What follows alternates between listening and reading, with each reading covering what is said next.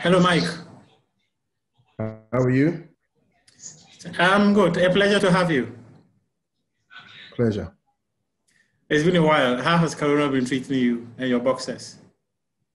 It's tough, because the boxers, first of all, the lockdown in Ghana and here in the UK has not enabled them to train properly. So they haven't been able to, work out. And then obviously they've not been able to put on any shows because of the lockdown. So it's been a frustrating time. So within this COVID period, what have you been doing to your boxers? What is the conversation you've been having with your boxers?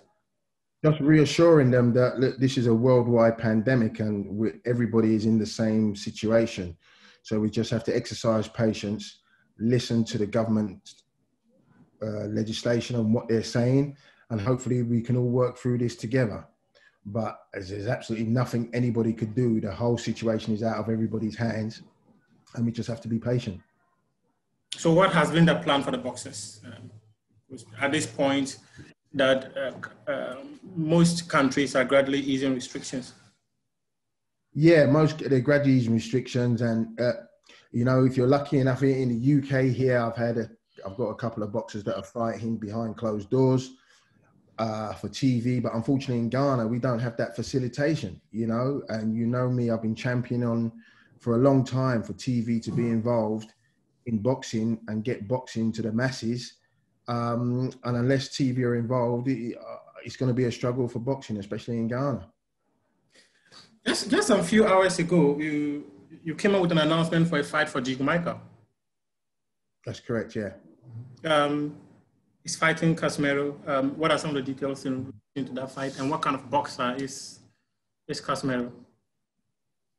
Casimero is a very good boxer. He's a world champion, so you have to respect him, But this is the opportunity that Duke has been waiting for. This is the opportunity that we have been working for to get Duke. And, he will be ready come the 26th of September. He will be ready. And why Casimero?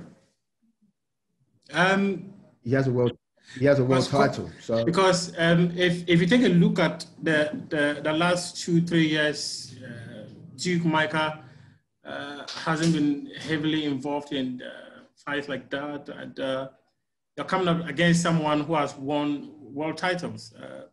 So probably someone would be thinking you should be giving him opportunities that will let him get himself well prepared before he comes up against such a world champion. In this situation and where we are now with the pandemic and how boxing is, nobody knows. Nobody can control the situations in terms of who's going to box, when they're going to box, how they're going to box. So when this opportunity arose, the team spoke and we all decided as a team that it's a great opportunity for Duke, and it's a very winnable fight for Duke. Duke has been training hard. He's been in New York for the past 3 years. He's training with Andre Rosier, who also trains Richard Commey. So, he's in good hands. You just mentioned Richard Commey. The last time I had the opportunity to speak to Richard Commey, he talked about how he was supposed to return in June, but unfortunately due to the pandemic, that couldn't happen. What is in place for Richard Commey? Richard is actually on a flight to New York as we speak. When is he returning to the ring? We don't know yet until he gets to New York. Then we'll assess the situation and then we'll start negotiating for, hopefully, a return to the ring and a path for him to retain his world title. You mentioned the world title bit about Richard Commey. When we spoke the last time, you were so emphatic about Richard Commey going to win the world title, but in his second defense of that title, it never worked out. Richard talked about how it was difficult for him in the last or in the first few days after that fight, but he said there's an opportunity for him to return and reclaim his world title. From the angle of management, what are some of the mechanisms being put in place to get him back? Well, we have to look at the bigger picture. We have to look at the picture in terms of what's going to be available. As you know, you've got Teofimo Lopez and Lomachenko fighting for all 4 belts. And by my understanding, I don't believe that whoever wins will hold on to all 4.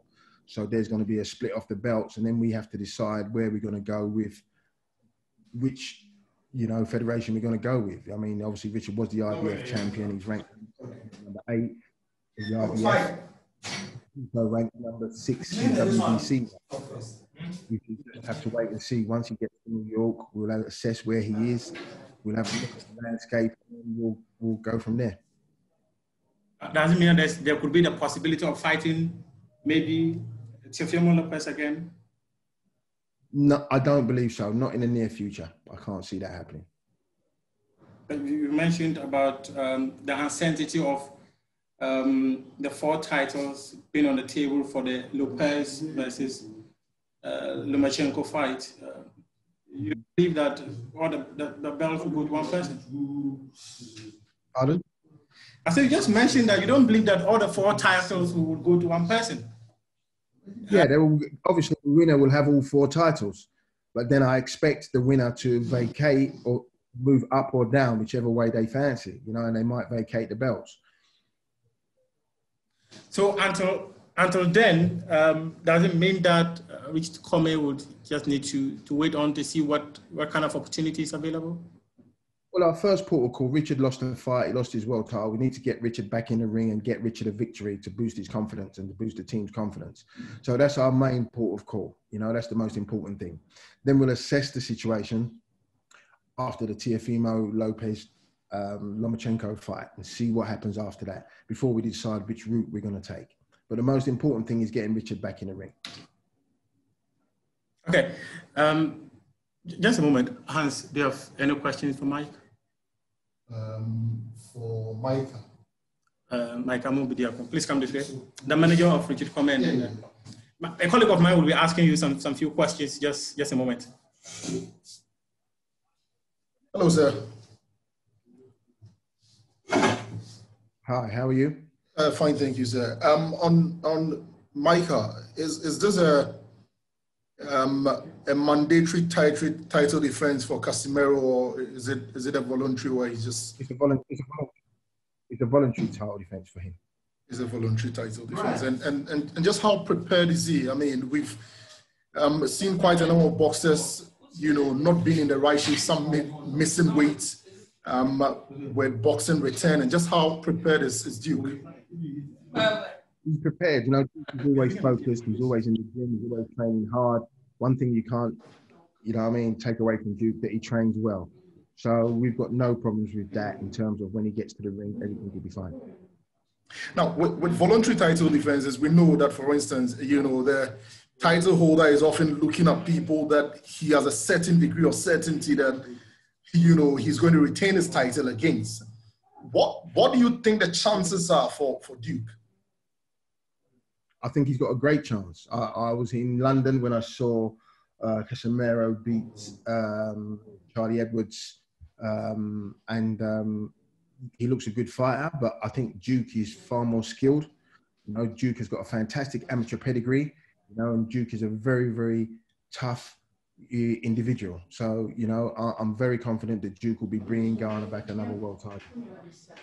Quick one also on Richie. I mean, I'm looking at the lightweight division, and it's probably, the toughest division now. I mean, if you probably look beyond the heavyweight division, if you look at the names there, we've got the likes of, Devin Haney, even Gervonta Davis, and the likes can all operate in that division. It's very, very tight in that division.